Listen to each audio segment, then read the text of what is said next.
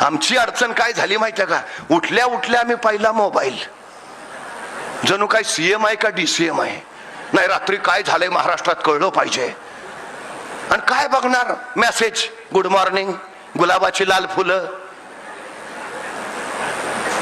नाही तिथं फालतू वेळ घालवतो आम्ही, नाही तिथं. मी वारंवार सांगतो, त्या पोरांकडनं अपेक्षाच करू नका. ज्या पोरांच्या आई बापाच्या हातात मोबाईल आहे त्यांच्या पोरांच्या हातात मोबाईलच असणार. तुम्ही पुस्तक यायची अपेक्षा करूच नका. आई बापाच्या हातात पुस्तक आलं ना, पोरांच्या हातात आपोआप पुस्तक येतं. सगळ्यात महत्वाची गोष्ट आहे ती. सगळ्यात आमची अडचण ती झालीये. मला एका प्रश्नाचं उत्तर द्या.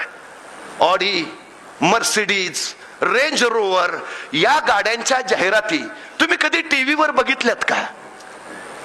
नाही. मोबाईलवर स्क्रोलिंग करताना कधी ऑडीची जाहिरात तुम्हाला दिसलीये का? नाही. का नसतात माहिती आहे?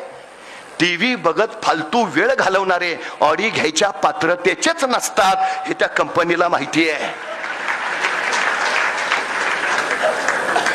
जे मोबाईलवर टाइमपास करतोय ना त्याची लायकीच नाही रेंज रोवर घ्यायची. त्याला जाहिरात दाखवून उपयोगच नाही. त्याला जाहिराती कुठल्या? Rummy circle.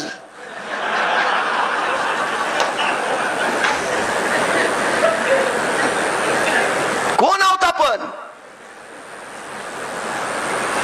आमची अडचण सगळ्यात मोठी ती झाली हो.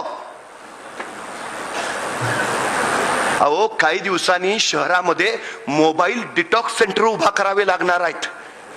पूर्वी लोक मागणी करायचे, आमच्या प्रभागात एखादी बाग हवी आहे.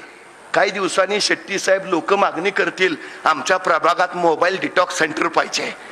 मोबाईल डिटॉक्स सेंटर याचा अर्थ ज्या भागात मोबाईलला रेंज येत नाही अशी जागा. आणखी 5 वर्षांनी डोकं म्हणतील नाही, जरा मानसिक शांतता पाहिजे, जिथं मोबाईलला रेंज नाही तिथं जातो. काळ जवळ आहे, तो लांब नाही.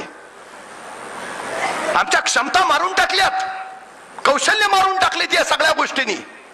मी परवा एका मुलाला सहज विचारलं, का रे 100 मीटर पळशील का? ते 2 मिनिटं माझ्याकडेच बघत बसलं. अरे म्हटलं 100 मीटर पळशील का? मग त्याने हळूच विचारलं, 100 मीटर म्हणजे किती? मला लक्षात आलं काय झालं. मी त्याला विचारलं, तू काय खेळ खेळतोस का? नाही. म्हणला सगळे खेळ खेळतो, क्रिकेट खेळतो, फुटबॉल खेळतो, हॉलीबॉल खेळतो, बॅडमिंटन खेळतो. म्हटलं मग एवढे सगळे खेळ खेळतो, दिवसभर मैदानावरच असतोस का काय? तो म्हटला मैदानावर नाही, मोबाईलवर खेळतो. म्हटलं मग बरोबर आहे, तुला 100 मीटर काढणारच नाही.